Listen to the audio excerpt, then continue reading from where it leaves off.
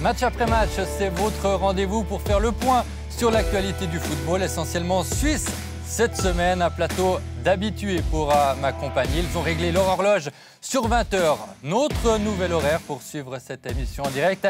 Il s'agit de Jérémy Manière. Bonsoir, et bienvenue. Mike Pérez, évidemment. Bonsoir Nicolas. Que tout le monde connaît. Et Tim Guillemin qui nous fait aussi l'honneur et le plaisir d'être parmi nous. Bonsoir Tim. Tim, comme Mike, comme Jérémy, j'imagine, vous avez déjà fait le plein de football ce week-end? Ah ouais, c'était génial. Des matchs à tous les niveaux, de la Première Ligue à la Super League, c'était sympa. Et vous avez pris beaucoup de plaisir? Évidemment. Vu du spectacle? Oui, dans le Coton de Vaud toujours, Échalon, Stade Lausanne. Évidemment, c'était un beau week-end. Mike aussi, beaucoup de plaisir, Alors beaucoup moi, de football. J'ai pas écumé tous les stades Mais vous avez vu quelques de matchs ligues inférieures comme team du canton de Vaud. Je suis allé à la Tuilière hier. Et puis j'ai évidemment suivi les matchs à la télévision. Donc oui, bien sûr, on a l'impression que c'était il n'y a pas si longtemps que ça qu'on a terminé la saison précédente. C'est vrai qu'il y a eu l'Euro entre deux qui nous a bien occupés. On a suivi ça de près. Mais on est à nouveau dans le feu de l'action et dans cette nouvelle saison et on s'en réjouit. Jérémy aussi, un peu de football? Moi, je suis allé dans le canton de Vaud comme team à Valor. J'ai pas regardé de match, mais je les ai suivis aujourd'hui. J'ai regardé un petit peu le festival de tir Lucerne-IB. Et ouais, ça m'a bien plu et vivement que ça continue. Et vous avez certainement aussi regardé ce derby du Rhône qui était si attendu aujourd'hui, avec au final une victoire servettienne. Ça n'arrive pas tous les jours dans ce rendez-vous. Servette qui s'est imposé 2-1 à Sion. Première impression, Tim, de ces deux équipes cette saison? Servette tout en maîtrise. Je pensais qu'ils auraient plus de difficultés après leur déplacement en Norvège, où ils avaient fait un bon match d'ailleurs sur le contenu. Mais moi, je pensais qu'avec le voyage et tout, arriver à Tourbillon comme ça 3 jours après, ce serait compliqué. Et non, ils ont été en maîtrise depuis le début. Il faut le dire, ils ont dominé Sion. Et Sion a eu peut-être sa chance en fin de première mi-temps, éventuellement, de revenir au score. Mais sur l'ensemble de la partie, le succès servettien, il est mérité, j'ai l'impression. Avis partagé? Oui, tout à fait. On a vu un Servette qui est tout de suite bien rentré dans le match. On voit aussi une équipe qui a l'habitude de jouer ensemble. Je ne dirais pas que c'est le cas du FC Sion. Il y a des joueurs qui sont là depuis un certain temps, mais ça reste quand même un peu du bricolage. Teller à gauche, cette association Carlet-Noiro qui marchait bien l'année passée, qui peut-être a eu un peu de difficulté aujourd'hui. Cette défense centrale a eu aussi un petit peu de problèmes. Mais Servette, vraiment, voilà, tout en maîtrise, tout en expérience. Et ils se sont bien rassurés par rapport au match de Moldé. Moi, j'ai été surtout déçu quand même par Sion parce qu'on avait pour habitude ces dernières saisons de dire nouvel entraîneur, nouvel effectif, beaucoup de changements, faut du temps et puis ça viendra forcément sur la longueur, ça va aller. Puis là, on a justement de la continuité. On a un entraîneur qui était là en fin de saison dernière, on a un effectif, on a 11 joueurs. J'inclus Itai Tinga qui finalement, même s'il n'a pas joué ces derniers mois, faisait partie de l'équipe. Donc on a 11 joueurs au départ qui étaient là la saison dernière, donc des joueurs qui se connaissent, les automatismes sont là. Exception de Zoufi, juste Zoufi. Mais j'ai été déçu par Sion parce que voilà, on avait l'impression d'une équipe sans repère, justement, sans automatisme. Alors qu'elle avait terminé la saison quand même sur une dynamique extrêmement positive. On a revu les réussites signées Imeri, Kay et Endoy. But de l'honneur à la 94e minute. 2-1. Sion est bien payé quand même au final. Il y a eu énormément d'occasions pour Servette. Ça aurait pu être plus lourd l'addition. Oui, bien sûr. Mais comme on l'a dit, Servette, une équipe qui se connaît. Servette avait déjà un match officiel dans les jambes. Ils auraient pu marquer plus de buts. L'addition aurait pu être plus salée, comme vous l'avez dit. Sion s'en sort bien. Mais voilà, après, c'est le début de championnat. Il y a aussi, Servette doit se mettre encore en jambes. On verra, on pourra vraiment tirer des enseignements des forces en présence après 5, 6 matchs, 7 matchs. Mais là, c'est encore un peu tôt. Mais Sion, comme l'a dit Mike, nous a déçus. Déçu en quoi particulièrement, si on approfondit un petit peu? On a vu en fin de saison dernière que Sion était capable de faire de belles choses. Mais ils le font, en règle générale, quand ils sont dans la M. Enfin, passez-moi l'expression. c'est que quand ils sont vraiment acculés que tout d'un coup, Sion, voilà, ce fameux esprit valaisan ressort et tout cela. Puis là, on repart d'une feuille blanche, c'est le premier match de la saison. On n'a pas une monstre pression, donc voilà, on démarre gentiment la saison. Et moi, c'est en ça que Sion m'a déçu, parce que j'aurais presque attendu que finalement, OK, premier match à la maison avec du public, derby du Rhône, on veut, et c'est une volonté claire, hein, on veut s'éviter des mauvaises surprises pour la saison et surtout pour la fin de la saison. Et là, moi, il m'a manqué beaucoup de choses. Mais Sion, il ne faut quand même pas oublier que la saison passée, en fin de saison, ils sont quand même beaucoup basés sur leurs individualités. Carlen a fait une très bonne fin de saison. Waro est revenu en forme au meilleur des moments. Mais sinon, le schéma de jeu, je l'ai répété plusieurs fois sur ces antennes la saison passée, c'était long ballon vers Waro, Carlen qui tourne un petit peu autour, et puis ils attendaient justement l'exploit de ces deux joueurs devant. Je ne veux pas dire que les autres joueurs autour étaient des figurants, de loin pas.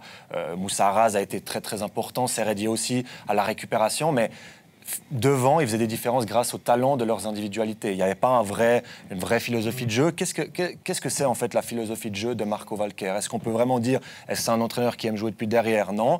Est-ce que c'est un entraîneur qui passe par les côtés? Oui, parce qu'ils amènent des centres, mais c'est quoi un peu le style Marco Valquer?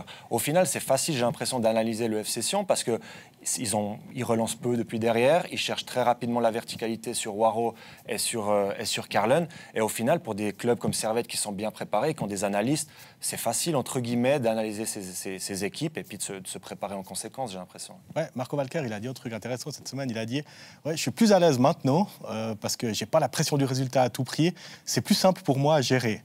Mais parce que je ne suis pas obligé de gagner le prochain match comme il l'était ce printemps. Sauf qu'il est à Sion. Ouais, non, mais c'est ça. Peut-être qu'il n'a pas tout à fait maîtrisé ça. Et c'est intéressant aussi d'écouter Gérard Lopez, le nouveau président de Bordeaux cette semaine. Il a dit le stress est un moteur de performance, un élément clé. Et je dois ramener ça à Bordeaux, qui est un environnement tranquille aussi. Parce qu'un sportif qui n'est pas stressé, il ne donne pas tout ce qu'il a. Ça peut faire écho quelque part à ce qui se passe au FC Sion. Et moi, je rejoins Jérémy. C'est-à-dire que Marco Valquer, il nous a prouvé, en tout cas, il a prouvé que dans le contexte du FC Sion, il pouvait faire une opération de sauvetage, comme il fait Paolo Tramezzani l'année d'avant. Maurizio Jacobacci aussi, il était un peu parvenu. Oui, mais Maurizio Jacobacci, il a prouvé après qu'il savait mettre une équipe en place. Marco Valquer, maintenant, il doit le prouver. Il a eu une préparation, il a eu une équipe. Ça vous a déçu, Tim, de ne pas voir la patte Marco Valquer, finalement? Sur ce premier match, oui, clairement. Mais après, voilà, on réclame du temps, on réclame enfin de la stabilité au FC Sion avec l'arrivée de Gelson Fernandez. Alors justement, laissons du temps, on ne va pas commencer à tirer des conclusions maintenant après notre minute, mais ce match, effectivement, il est raté, il est inquiétant, mais ce n'est pas maintenant qu'il faut tout révolutionner, en tout cas j'espère. Oh, ça ne devrait pas être le cas, même si, ne l'oublions pas, les deux prochains adversaires, c'est Young Boys, c'est Bâle et Young Boys. Donc, ouais. Et on le savait, que ce calendrier initial de Sion, ce serait du costaud. On veut bien laisser du temps. Enfin, moi, je laisse tout le temps qu'il faut à Marco Valquer. C'est pas le souci. Faut que son président lui laisse le temps. Mais voilà, si on veut s'éviter justement un petit coup de stress, essayons de prendre quelques points assez rapidement, Valais. Un petit mot quand même sur Luca Zuffi, qui était dans les deux équipes le seul nouveau qui a été aligné. On l'a vu distribuer quelques bons ballons sous coup de pied arrêté. Qu'est-ce que vous avez pensé globalement de sa prestation? Oui, c'est encourageant. Après, c'est un joueur qui a besoin de temps parce qu'il n'a pas beaucoup joué du fait de sa blessure au FC Bâle la saison passée. Par contre, c'est un joueur qui, techniquement, a la qualité supérieure. Il a un super pied gauche. C'est pas un leader, c'est pas un aboyeur. C'est quelqu'un, j'ai joué avec à Thun à l'époque, qui dit pas un mot, par contre, qui brille sur le terrain par sa qualité technique. Et ça, c'est un renfort pour moi, pour le FC Sion. C'est une très belle arrivée. Son duo avec Gergic me plaît. Avec Moussa Arraz aussi, c'est des profils qui peuvent être assez complémentaires. Mais il faut lui laisser un peu de temps parce que physiquement, c'est un joueur qui est capable de courir beaucoup, qui est un petit peu monorythme, mais qui, pour faire justement ces 11-12 km comme il avait l'habitude de faire auparavant, aura besoin un petit peu de temps. Ouais. Et il faut dire une chose, c'est qu'on n'a pas vu tout à fait le vrai FC Sion aujourd'hui. J'imagine qu'on a vu le vrai Servette FC au niveau de la composition. Sion va reconstruire tout son côté gauche. Kevin Buat, ce sera un titulaire, je pense à la place d'Itaitinga, et derrière, il cherche le latéral gauche. On parle beaucoup de Marquinhos, du Shakhtar Donetsk. S'ils font Marquinhos et devant il y a Buat, ce ne sera pas le même FC Sion, parce que le côté gauche sur du FC Sion, sans être méchant, il a été mauvais. Vous n'avez pas aimé Teller? Alors, j'aime beaucoup Sandro Teller, qui pour le coup est en... il a été en difficulté. Il a été en difficulté aujourd'hui, mais Sandro, c'est un garçon déjà amoureux, fou du FC Sion, et pour moi, ça compte beaucoup. C'est un supporter depuis qu'il est comme ça, il venait au stade. Il faut lui laisser sa chance. Aujourd'hui, il n'a pas fait un bon match. Personne ne peut dire le contraire. Mais il faut quand même lui laisser du temps, et c'est une belle figure d'identification au FC Sion, Sandro Teller. Après, il n'est pas aidé non plus parce qu'il est droitier qui joue à gauche, qu'il est aujourd'hui en face contre le meilleur servettien depuis 3 ans. Il a des circonstances atténuantes. Par contre, voilà, ça reste une doublure pour moi en Super League à son poste de latéral droit plutôt. Ouais. On va parler de Servette. Vous avez parlé de l'adversaire de Teller qui était Stevanovic, qui a fait beaucoup de mal. Ce Servette FC, aujourd'hui, je ne sais pas si vous avez eu l'occasion de voir contre Moldé, on retrouve le Servette FC qu'on connaît. Ouais, comme on l'a dit, très belle performance. J'ai été un petit peu déçu contre Moldé, mais là aussi, eux aussi, ils ont des circonstances atténuantes parce qu'ils jouaient contre une équipe qui est en plein championnat, qui reste sur une série de victoires dans le championnat norvégien. Donc voilà, il faut prendre avec des pincettes ce résultat lourd en Norvège. Par contre, Servette, voilà, s'est rassuré aujourd'hui avec ce qu'ils savent faire, un jeu par les côtés, Stevanovic qui met des bons ballons à Kiei, cette activité au milieu de terrain, Konya, Valls qui est très intéressante, Cespedes qui est très propre techniquement, cette défense centrale qui a aussi rassuré parce que ça n'a pas toujours été le cas la saison passée et puis contre Moldé, c'était pas top non plus. Non, il y avait vraiment des très bons signaux aujourd'hui de la part du Servette FC. Ouais, je crois que ça, c'était le point peut-être d'inquiétude pour Servette, pour Geiger. Défense centrale, défense tout court, quand on voit les buts qui ont été pris à Moldé. Puis aujourd'hui, voilà, ça a été propre. Dommage en l'occurrence pour la confiance de la défense et de Jérémy Frick, ce but encaissé en toute fin de rencontre, parce que voilà, Jérémy Frick se rate. Mais sinon, au moins sur ce point-là, Servette peut se dire ok, on a réussi notre première sortie de la saison en Super League. Et puis offensivement, il y a eu des choses. On pourra toujours dire qu'il a fallu beaucoup trop d'occasions pour les mettre au fond et qu'ils en ont galvaudé beaucoup trop. On sait que c'est aussi un des péchés mignons de Servette, la finition. Mais au moins, ils s'en sont créés des occasions, et beaucoup. À quel point, pour une équipe, Tim, peut-être, c'est important de remporter un premier match rapidement, de se mettre dans le coup? Ça a été très important pour Jérémy Frick, à croire ce qu'il a dit au micro de Blue Sport. Non, oui, évidemment, c'est important. Ce qui est intéressant de constater aujourd'hui, que des victoires à l'extérieur, je crois, oui, dans le championnat. La pression du public. Oui, c'est ça. On en parlera. On en parlera, pardon, excusez-moi. Non, mais j'imagine que c'est important pour Servette. C'est important de se rassurer. Alors moi, je suis d'accord, Moldé, c'est une très bonne équipe. C'est pas une honte de perdre là-bas. Surtout, je leur dis que Servette a fait un match intéressant. Et ils ont des certitudes. J'ai bien aimé, moi, le petit Diallo à droite. Je me demande si Anthony Sautier n'a pas un peu de soucis à se faire. Pas sur la saison dernière, hein, mais là, j'ai bien aimé le match de Diallo à voir. Après, Sautier, ça reste quand même le capitaine, ça reste quand même une icône, si on peut parler si on peut utiliser ce terme à Genève. C'est pas ce bon match de Diallo qui va, pour moi, inverser la hiérarchie, parce que Diallo a été quand même pas mal en difficulté lorsqu'il a joué la saison passée.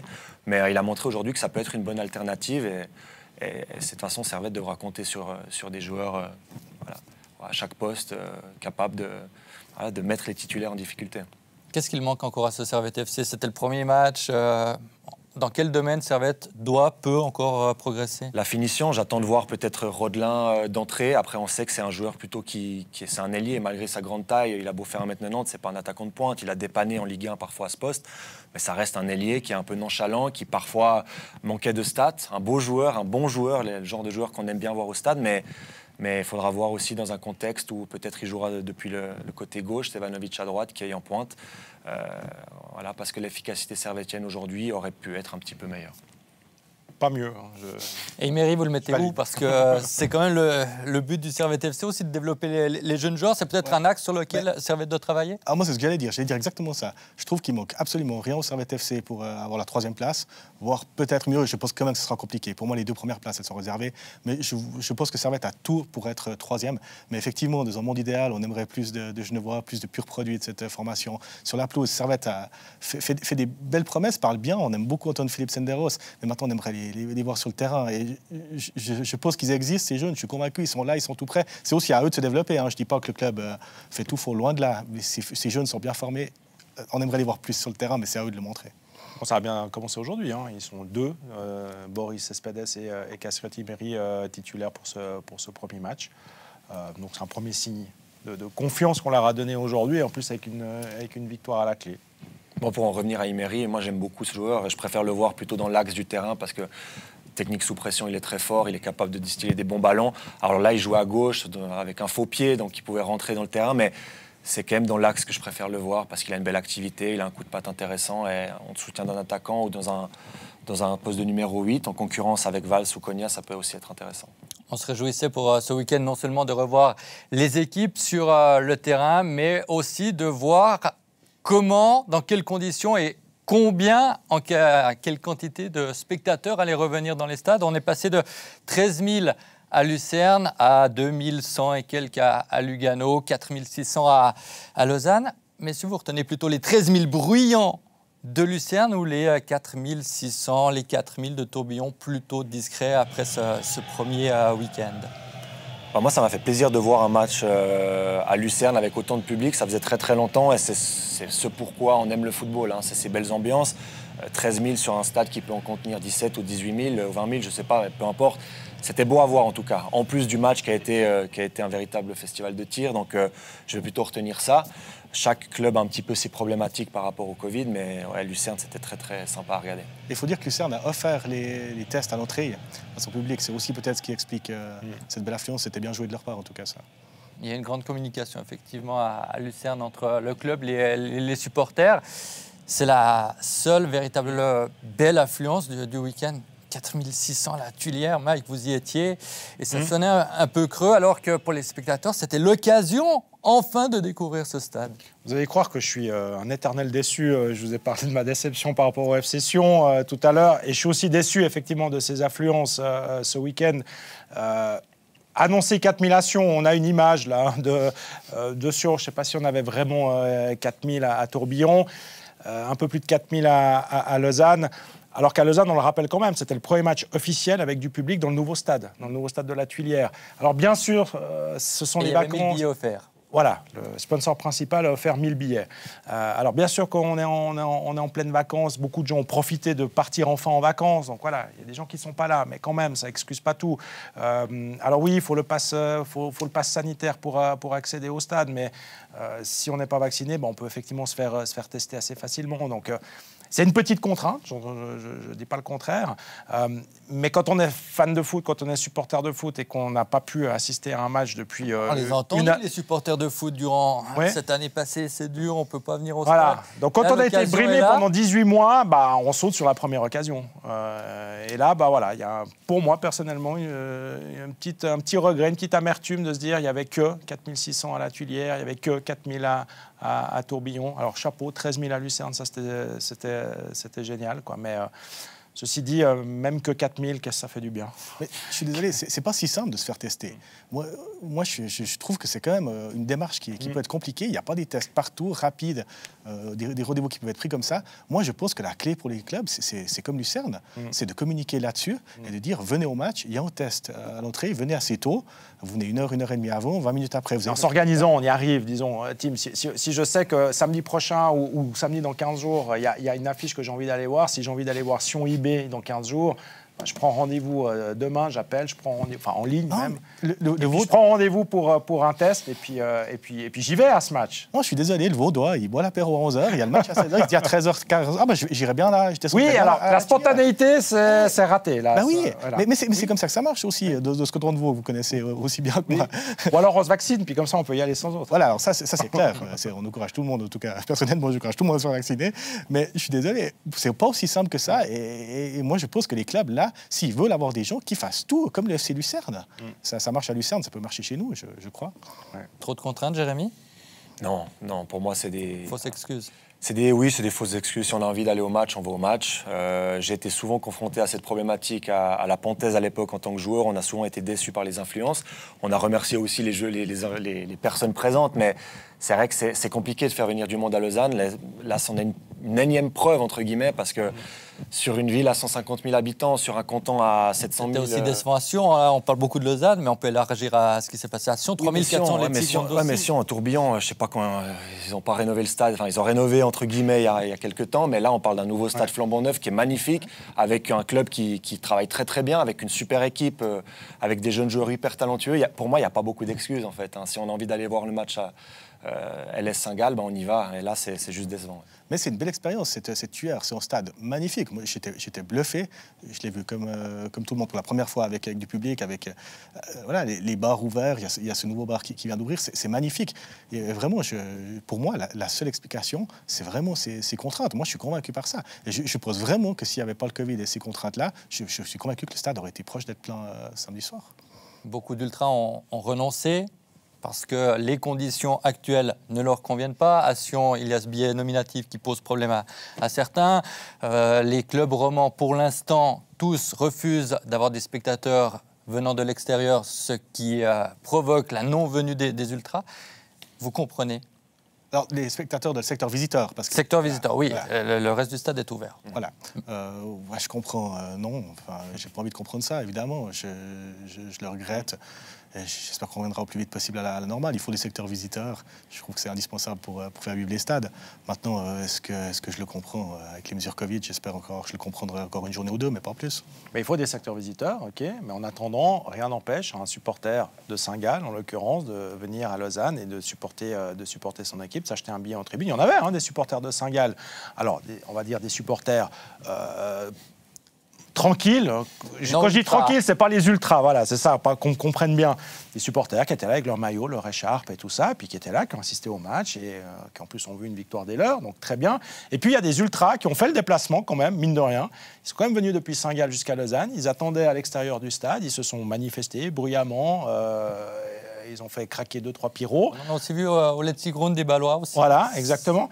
Mais là, je me dis à quelque part, mais finalement, quitte à venir depuis Saint-Gall jusqu'à Lausanne et puis à attendre dans la coursive et puis essayer de guigner un bout de match à travers un grillage, quoi, bah, autant aller dans le stade. Mais ok, dans le secteur visiteur, effectivement, en soi, le secteur visiteur est fermé, mais rien n'empêche ces gens-là de se tenir correctement, justement, de rentrer et puis de payer sa place en tribune, puis d'aller voir le match. Donc, est-ce que c'est pas aussi là une petite fausse excuse que de boycotter ces matchs-là parce qu'on n'ouvre pas le secteur visiteur? Je sais pas. Ah, mais c'est la culture ultra. On est debout, on chante. C'est pas juste venir au match en famille. Ouais. Mais aussi, c'est évidemment que c'est respectable. Mais la culture ultra, elle fait partie des stades et de la vie de ce pays, heureusement. Puis pour moi, ils méritent d'être là et j'espère qu'ils seront là très vite. Moi, je suis assez d'accord. Hein.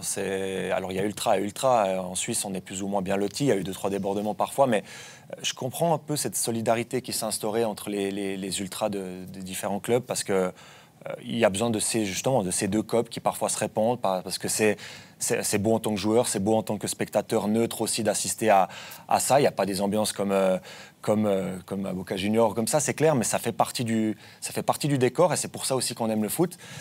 Et c'est aussi une façon, j'ai l'impression quand même que les clubs ont un petit peu détourné le problème, ont utilisé ce Covid pour régler des problèmes qu'ils n'avaient peut-être jamais réglés. Donc c'est un petit peu hypocrite peut-être certaines politiques de clubs actuellement.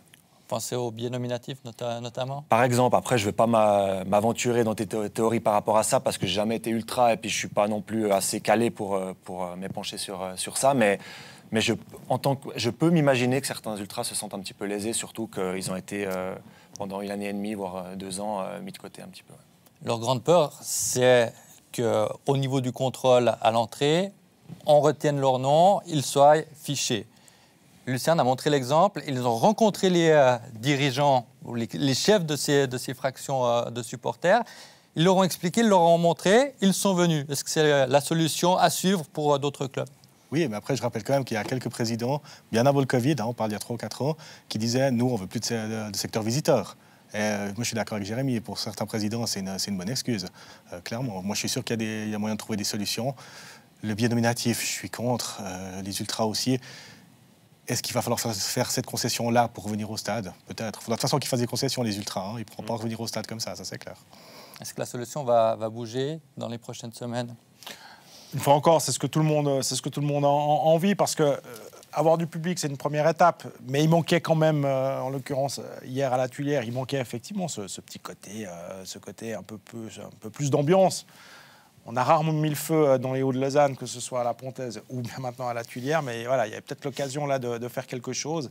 Je suis convaincu que si les supporters saint-gallois, les ultras saint-gallois avaient pu être dans le stade, on aurait sûrement assisté à je ne veux pas dire une plus belle rencontre, mais au moins ça aurait amené une petite dimension supplémentaire qu'il a clairement manqué hier, parce que c'est vrai que tout stade effectivement sans cop, sans ultra, sans ferveur, sans chant, c'est un peu triste par moment. On va voir la suite, déjà le week-end prochain avec les autres clubs qui vont évoluer à domicile, dont les 3 principaux en termes de spectateurs. Plus de 17 000 abonnements à Young Boys, 13 500 avec l'objectif d'en avoir encore un peu plus à Bâle et 10 000 abonnés à Saint-Gall. Feront-ils tous le déplacement? On le suivra avec beaucoup d'intérêt. On espère évidemment avoir des stades un peu plus remplis dès les prochaines journées. On change de thématique, on reste en Super League parce que ce championnat nous permet de découvrir 5 nouveaux entraîneurs, enfin, certains ne sont pas nouveaux dans le championnat de Suisse, mais sur de nouveaux bancs. On pense à Giorgio Continia à Grasshopper. Il y a André Breitenreiter qui découvre la Super League avec Zurich. Idem pour David Wagner à IB. Il y a Borenovic, on le connaît un petit peu à Lausanne. Et Abel Braga, l'expérimenté brésilien et le coach du FC Lugano. Messieurs, 5 sur 10. On peut ajouter même Patrick Ramenabal et Marco Valquer qu'on a déjà évoqué à Sion. Beaucoup de nouveaux visages sur les bancs. Qui a fait le bon pari avec son nouveau coach? La parole est à vous. J'aime beaucoup le choix Ramenabal parce que ça va amener une certaine continuité, ça va un petit peu calmer la relation qu'il y a eu entre les instances bâloises, entre les supporters, entre l'équipe. Et j'aime bien ce choix parce que j'ai aussi côtoyé cet entraîneur et il m'a bien plu. J'ai beaucoup aimé aussi le choix Borenovic, je l'avais d'ailleurs déjà dit, parce que c'est un entraîneur qui prône le jeu, qui prône la formation et qui colle bien au projet. Et je suis curieux de voir aussi David Wagner à IB parce que je l'ai pas mal suivi lorsqu'il entraînait Huddersfield en Première Ligue. Alors, c'était pas fameux parce qu'il avait une équipe qui, sur le papier, était bien en dessous des autres cadors de Première Ligue. Mais voilà, c'est l'école Jürgen Klopp. Il est passé par Dortmund. C'est intéressant. Il fait la montée avec Huddersfield. Et en Première Ligue, c'est un peu plus compliqué. Il est relégué la première saison? Non, je crois pas. La deuxième. Il se maintient une saison. Et ensuite, il quitte en cours de saison. C'est lequel le choix le plus palpitant, le plus excitant pour vous, selon vous? Il y a Borenovic, clairement. Moi, je trouve ça génial qu'au club de Super League donne sa chance, un entraîneur du cru, de la région, du canton. Moi, je trouve ça génial. En plus, Ilya Borenovic, c'est quelqu'un qui a des belles valeurs d'exigence, de loyauté, aussi de formation et de progression. Je me réjouis de voir sur Lausanne Sport. On a vu quelques prémices samedi soir. On n'a pas vu un gros Lausanne Sport, il faut être clair. Mais moi, je crois beaucoup en cet entraîneur et je me réjouis beaucoup qu'un club comme Lausanne, avec une dimension internationale, ait fait ce choix-là. Je trouve ça très bien.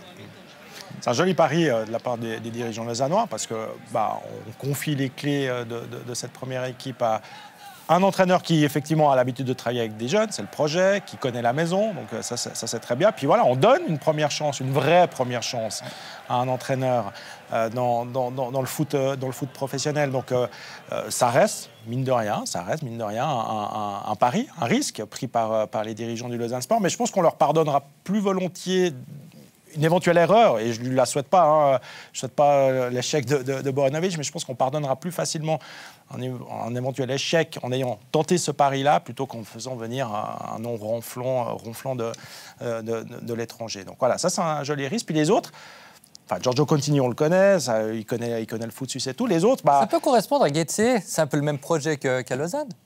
Oui, mais lui, il avait toujours dit que ça ne lui posait pas de problème de repartir dans un projet finalement similaire à celui du LS. Et je pense qu'il va certainement très très bien s'intégrer, s'impliquer dans ce projet de Getse. En tout cas, on l'a entendu en avant-match. Ça a l'air de bien se passer pour lui. Il avait l'air plutôt heureux, content, serein, bronzé. Donc tout il va, est toujours bien, bronzé, même en décembre, il l'est. Confirmé. Donc ça a l'air de pas trop mal se passer pour lui. Et les trois autres, alors eux, par contre, effectivement, on se dit...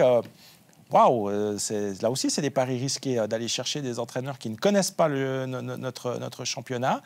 Alors évidemment qu'ils sont aidés, il y a des staffs qui vont les soutenir pour préparer les matchs, mais voilà, aller chercher des entraîneurs à l'étranger, ça reste toujours une jolie expérience. Courageux, trop courageux? Je dirais pas trop courageux, c'est jamais trop courageux, au contraire, ça peut amener que de bonnes surprises, hein. Et tant mieux aussi qu'on importe du foot et des méthodes d'ailleurs. On a eu une période où en Suisse, en Super League, on n'avait que des entraîneurs suisses. Et on s'en réjouissait, hein, on trouvait ça super. On avait plein de jeunes entraîneurs suisses. Et puis, en même temps, peut-être qu'à force de rester un peu entre nous, de rester enfermés ou comme ça, on s'ouvre pas trop à d'autres horizons et puis on reste dans notre cocon. Là, voilà, on fait venir du savoir-faire de l'étranger d'ailleurs, parce qu'on fait venir des entraîneurs de qualité quand même, hein, on ne fait pas venir n'importe qui. Donc je pense que ça peut être que bénéfique d'avoir d'autres cultures qui viennent dans notre championnat. Et il faut aussi que nos entraîneurs s'exportent. Moi, je salue le choix de Maurizio Jacobacci d'aller à Grenoble. J'aimerais bien voir Ludovic Magnan aussi aller à l'étranger, peut-être, avant de revenir. Je trouve ça très bien, c'est enrichissant. Il faut qu'il revienne après, mais c'est bien d'avoir de nouvelles cultures ici. Et typiquement, Abel Braga, Ça me fait bosser à l'époque, on avait un entraîneur fantastique à Lugano, c'était Zdenek Zeman. Ouais. Voilà, c'est beau d'avoir des noms comme ça. Après, moi, je ne connais pas ce monsieur, je ne sais pas pourquoi il est là, ce qu'il va faire, quel est son degré de motivation, quel est le projet exact de Lugano. J'ai l'impression que ça change toutes les semaines. C'est la plus grande inconnue actuellement en Super League, j'ai l'impression. C'est vos plus grands doutes? Oui, parce que honnêtement, alors je connaissais deux noms, mais je ne connais pas sa philosophie, je ne connais pas non plus en tant que personne qui il est, quelles sont ses valeurs. Breitenreiter, on sait pourquoi il a été pris, et on sait que Canepa est un adepte de la Bundesliga, qu'il avait misé sur Magnin, sur Rizzo, il y avait eu Forte un peu plus tôt aussi. Je pense qu'il voulait un petit peu casser cette ligne de conduite d'entraîneur suisse, et c'est pour ça qu'il allait chercher du savoir-faire, comme le disait Mike, allemand, entre guillemets. Ouais. Il leur faut combien de temps à ces nouveaux pour vraiment mettre les choses en place? Dans combien de temps on verra le Lausanne Sport d'Ilya Borenovic, le Zurich d'André Breitenreiter et le IB de David Wagner qui doit performer rapidement avec la Coupe d'Europe? C'est pas une question de temps, franchement, c'est une question de compétence. Vous prenez un entraîneur comme Mircea Lucescu, n'importe où il arrive, une semaine après, son équipe, elle gagne. Donc, pour moi, je suis peut-être trop formé à l'école FC Sion. Pour moi, c'est un candidat, d'ailleurs. Pour moi, notre entraîneur, il doit être performant tout de suite. Et voilà. David Wagner, on a déjà vu des choses, hein, honnêtement. J'ai regardé le match à la télévision, j'ai pas eu la chance d'être au stade, mais on a déjà vu beaucoup de choses. On a vu des schémas, on a vu des courses, on a vu des combinaisons. Je veux pas être trop méchant, mais je trouve qu'en 90 minutes, on a vu beaucoup plus de choses travaillées que beaucoup de temps avec Gerardo Seoane, honnêtement. C'est un peu le sentiment que j'ai eu. Oui, il n'a pas hérité de la plus mauvaise équipe, David Wagner. Gerardo Seoane à l'époque non plus. Ouais. Mais moi, je ne dis pas que je suis déçu par Seoane, attention, c'est pas ce que je dis. Mais je dis que je trouve cet entraîneur très intéressant et il a amené beaucoup de choses à IB, plus que ce qu'avait amené Seoane au début à IB. Voilà ce que je dis. C'est un choix c'est un avis qui se respecte. Après, Seoane, je pense son bilan, bon, il parle pour lui, de toute façon. Ses titres, les joueurs qu'il a réussi à faire transférer à l'étranger, je pense que c'est pas le débat là, mais je pense qu'il faudra quand même juger après 5 ou 10 matchs, vraiment, même si on parle pas de temps, mais c'est vrai qu'on parle plutôt de résultats après 5-10 matchs, voir un peu où les équipes se trouvent, pour vraiment jauger un peu de l'emprise de ces nouveaux coachs sur leurs équipes. Le football suisse avait peut-être un peu besoin de ces apports extérieurs. Mike avait évoqué la génération ex-internationaux. Certains sont encore là. Celestini, Seoane a pu s'exporter. Vicky, Magnin, effectivement, ont un peu perdu leur trace. Est-ce que le football suisse a vraiment besoin, dans cette période peut-être un peu compliquée au niveau des clubs, de cet apport de l'étranger ? Oui, parce qu'on s'est un peu enlisé dans notre microcosme suisse-au-suisse avec des idées et puis des principes bien définis par les diplômes d'entraîneurs en Suisse, qui sont d'ailleurs très bons. On a des très bons entraîneurs en Suisse, mais on voit que les résultats européens de nos clubs ne sont pas forcément bons, que le fossé se creuse par rapport aux grandes ligues actuellement. Et c'est peut-être un moyen, parmi d'autres, pas de compenser ce fossé qui se creuse, mais de voir autre chose, d'essayer quelque chose de nouveau pour peut-être relancer certains clubs, en tout cas sur le plan européen. Prenez Meo Codro, par exemple. Il succède à Andrea Binotto, qui était le plus local du local, l'homme qui a construit Stade Lausanne-Ouchy, qui s'en va. Meo Codro, on avait peur au début, clairement. On disait, mais il arrive, il ne connaît rien, il ne connaît pas la Challenge League, à part évidemment ce qu'il a fait de bien avec Servette. Il arrive, son Stade Lausanne gagne tout de suite et est convaincant. Voilà, c'est pas pour moi une question fondamentale, étranger ou pas étranger, c'est une question de compétence. Et Meo Codro, il en a, il a gagné tout de suite, pour répondre à votre question. Est-ce qu'on verra un autre championnat suisse différent avec ses influences extérieures ? Certainement qu'il y a des petites pattes, des petites touches de la part de ces entraîneurs qui vont arriver. Touche essentiellement Bundesliga en l'occurrence. Je pense qu'on aura du Joga Bonito avec Abel Braga. Je ne sais pas s'il a les moyens, avec ce qu'il a comme joueur à disposition, justement, de nous faire du Joga Bonito au Cornaredo. Mais enfin... Vous n'imaginez pas, d'après là, faire des transversales de 60 mètres? À force d'entraînement, on peut y arriver. Reto Ziegler, il sait le faire. Oui, voilà. Reto Ziegler en est capable, exactement. Et Michael Facchinetti aussi, peut-être. J'en doute même pas. Mais enfin voilà, sérieusement, bien sûr que on se réjouit de voir d'autres formes. Tim soulignait le fait qu'il ait déjà vu. Moi, j'ai pas vu le match de IB hier dans le détail, mais si on a déjà vu après un match de nouvelles choses grâce à David Wagner, tant mieux. Jérémy, le football suisse doit se renouveler. Oui, après ça fait un moment qu'on le dit quand même. Ça passe par ça. Pas forcément. De toute façon, c'est trop tôt pour le dire. Là, il y a une journée qui est jouée, on tire un petit peu sur les uns, sur les autres. C'est trop tôt, mais on sait que le football suisse, comme je l'ai dit, les résultats européens ne sont pas bons. On n'est pas bon au coefficient UEFA, donc ça passe peut-être par ça. On verra en fin de saison où on se situe. On verra les résultats de nos clubs sur la scène européenne. C'est trop tôt pour le dire. Lequel de ces nouveaux entraîneurs restera le plus longtemps en Suisse? En Suisse, mon poste. Ou le moins. Et on sait qu'une certaine presse se régale de faire le classement des entraîneurs au poste le plus risqué. D'accord, vous voulez dire celui qui va se faire virer au premier, ça? Non, je pense à l'inverse. On va faire autrement, on va être positif. Ok, celui qui va rester le plus longtemps... Qui peut construire un projet? Qui va construire un projet? David Wagner, il va rester 2-3 ans. Voilà, je pense que c'est lui qui va plus construire un projet. Après, il y a Borenovic aussi, j'espère. J'espère vraiment qu'il sera entraîneur du LS dans 2-3 ans avant d'aller à Nice. Faire une grande carrière. Ouais. Vos avis? J'ose espérer qu'à Lausanne, on croit en Borenovic sur la durée.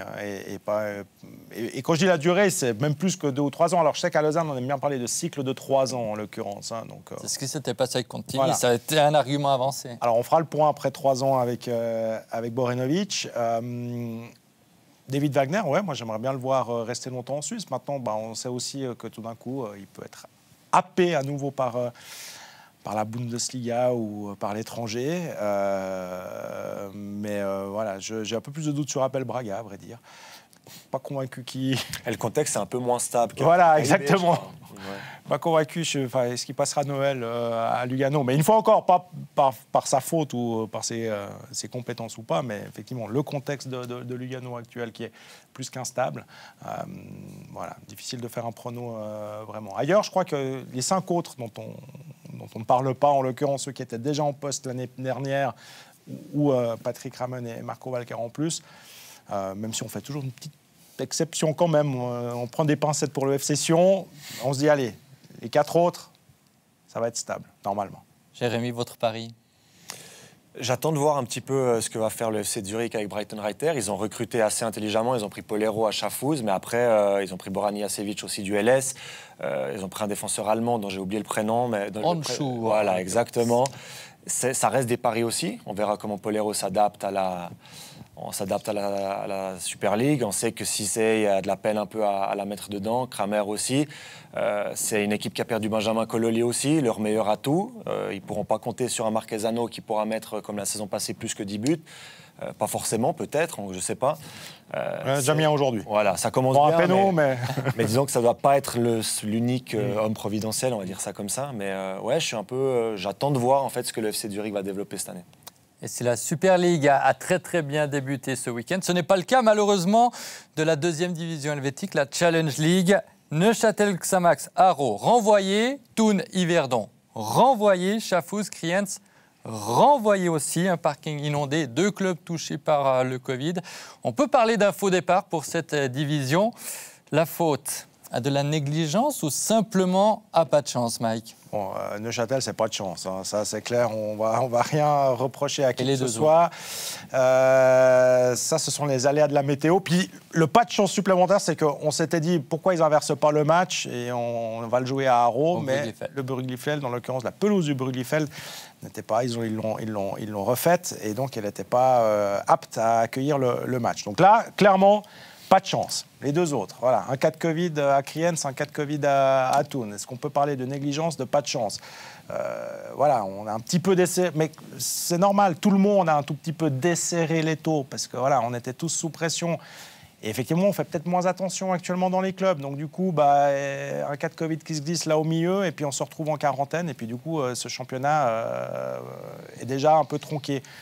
Est-ce qu'on ne doit pas resserrer la vis, justement? Est-ce que la Swiss Football League ne doit pas resserrer la vis? Est-ce que les clubs ne doivent pas se prendre conscience qu'effectivement, il faut peut-être revenir à l'extrême du restart il y a un peu plus d'une année, peut-être pas, mais reprendre les choses en main, oui, pour que le championnat puisse se dérouler normalement. Pas de chance ou négligence, Tim? Non, pas de chance, mais après, est-ce que les carottènes se justifient vraiment? J'ai envie de croire que oui. Mais on n'a pas la certitude non plus. Je ne sais pas, ça dépend des... À Kriens, elle a déjà été levée. Voilà, bon, donc ils vont jouer mercredi, je crois. Thun, par contre, quarantaine jusqu'au 30, nous a-t-on dit. ça peut changer. C'était aussi le but à Kriens, ça a changé. Donc. Bon, moi je demande simplement peut-être un peu plus de cohérence là derrière. Je ne sais pas, est-ce que c'était vraiment obligatoire de mettre tout le monde en quarantaine pour un cas ou est-ce que c'était automatique? Moi je ne sais pas, je me pose quand même la question. Bon, si ces équipes sont en quarantaine, ça veut dire que les gens sont très peu vaccinés. Bah oui, on l'a appris. Il y a des clubs qui ont vraiment fait une campagne de sensibilisation au vaccin qui a été très, très bien faite, comme OLS. On a vu même des photos, ils ont mis sur les réseaux sociaux. Ils ont joué un rôle vraiment entre guillemets, de leader à ce sujet. D'autres, je sais de sources sûres que les effectifs aux 3/4 ne sont pas vaccinés. Chacun est libre de juger, en l'occurrence, ce qui est bon pour soi ou pas.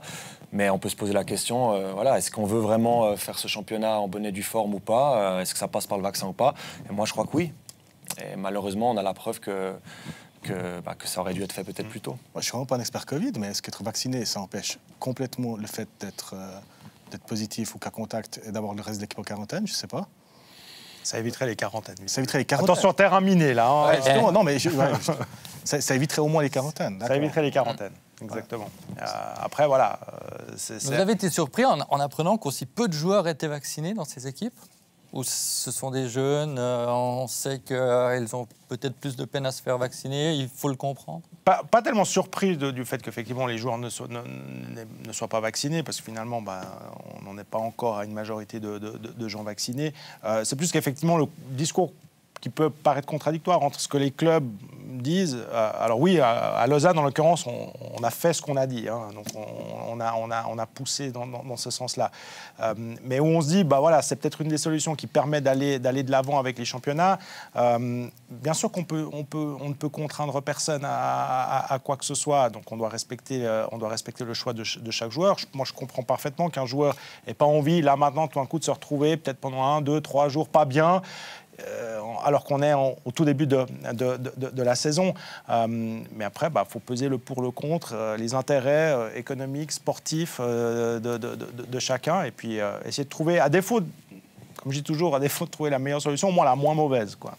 Et là, malheureusement, c'est mal parti pour la Challenging. Et on a lu dans le Blick, je ne sais pas si cette info est avérée, peut-être Jérémy va nous le dire, Stade Lausanne ne donne aucune consigne à ses joueurs, d'après le Blick, je répète, parce qu'ils sont inquiets par rapport à ce qui est arrivé à leur coéquipier Michael Perrier.